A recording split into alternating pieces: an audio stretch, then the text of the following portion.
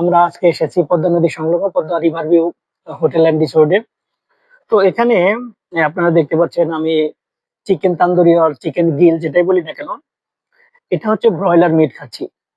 আমাদের দেশে এখনো প্রচলিত আছে যে এই ব্রয়লার মিট আমাদের স্বাস্থ্যের জন্য ঝুঁকি।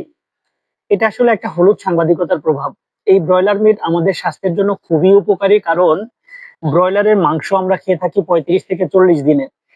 এই ৩৫ থেকে ৪০ দিনের মধ্যে এই ব্রয়লারের বডিতে আপনারা যেটা লেড, মেলামিন, বডিতে কিচ্ছু থাকে না। ব্রয়লারের মাংস খুবই সেফ। বিশ্বের প্রত্যেকটা দেশে ব্রয়লার খুব জনপ্রিয় খাবার।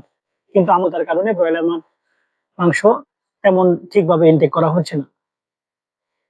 ফসফরাস, একজন রেজিস্টার্ড ডাক্তার হিসেবে আমার মেসেজ হচ্ছে যে আপনারা নিশ্চিন্তে নিয়মিত ব্রয়লারের মাংস খান এবং প্রোটিনের অভাব পূরণ করেন। আপনারা একটা তথ্য জানেন কিনা আমার জানা নেই।